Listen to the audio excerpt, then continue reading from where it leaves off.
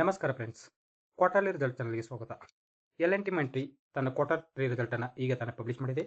ಇದು consolidated financial result ಆಗಿದೆ. ಇದು ಈಗ ಬಂದ ಕ್ವಾರ್ಟರ್ 3 ರಿಸಲ್ಟ್ ಕಾಲಮ್, ಇದು ಹಿಂದಿನ ಕ್ವಾರ್ಟರ್ 2 ರಿಸಲ್ಟ್ ಕಾಲಮ್, ಇದು ಹಿಂದಿನ ವರ್ಷದ ಕ್ವಾರ್ಟರ್ 3 ರಿಸಲ್ಟ್ ಕಾಲಮ್. ಇವೆರಡು ಕಾಲಮ್ ಹೋಲಿಕೆಗೋಸ್ಕರ ಕೊಟ್ಟಿದ್ದಾರೆ. ಡಾಟಾ ಮಿಲಿಯನ್ಸ್ನಲ್ಲಿದೆ, ನಾನು ಕರೋಡದಲ್ಲಿ ಕನ್ವರ್ಟ್ ಮಾಡಿ ಹೇಳ್ತೇನೆ.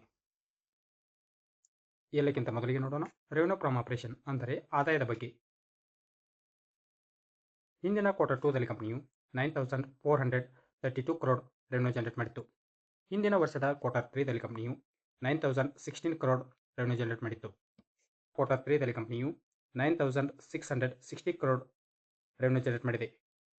ಕಂಪನಿಯ ರೆವೆನ್ಯೂವನ್ನು ಏರ್ ಟು ಏರ್ ಕಂಪ್ಯಾರಿಸನ್ ಮಾಡಿದಾಗ 7.1% ಅಷ್ಟು ಏರಿಕೆಯಾಗಿದೆ.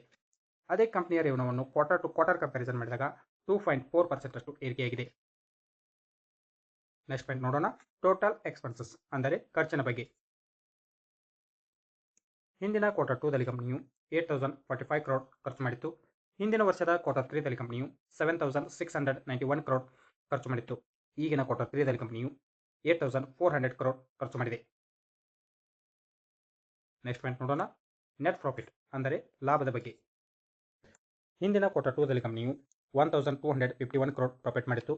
ಹಿಂದಿನ ವರ್ಷದ ಕ್ವಾರ್ಟರ್ 3 ದಲ್ಲಿ ಕಂಪನಿಯು 1169 crore ಪ್ರಾಫಿಟ್ ಮಾಡಿತ್ತು. ಈಗಿನ ಕ್ವಾರ್ಟರ್ 3 ದಲ್ಲಿ ಕಂಪನಿಯು 1086 crore ಪ್ರಾಫಿಟ್ ಮಾಡಿದೆ. ಕಂಪನಿಯ ಪ್ರಾಫಿಟ್ ಅನ್ನು ಏರ್ ಟು ಏರ್ ಕಂಪ್ಯಾರಿಸನ್ ಮಾಡಿದಾಗ 7.1% ಅಷ್ಟು ಇಳಿಕೆಯಾಗಿದೆ. ಅದೇ ಕಂಪನಿಯ ಪ್ರಾಫಿಟ್ ಅನ್ನು ಕ್ವಾರ್ಟರ್ ಟು ಕ್ವಾರ್ಟರ್ ಕಂಪ್ಯಾರಿಸನ್ ಮಾಡಿದಾಗ 13.1% ಅಷ್ಟು ಇಳಿಕೆಯಾಗಿದೆ. ನೆಕ್ಸ್ಟ್ ಪಾಯಿಂಟ್ ನೋಡೋಣ, ಅರ್ನಿಂಗ್ ಪರ್ ಶೇರ್ EPS ಪ್ರತಿ ಶೇರಿಗೆ ಎಷ್ಟು ಗಳಿಕೆ.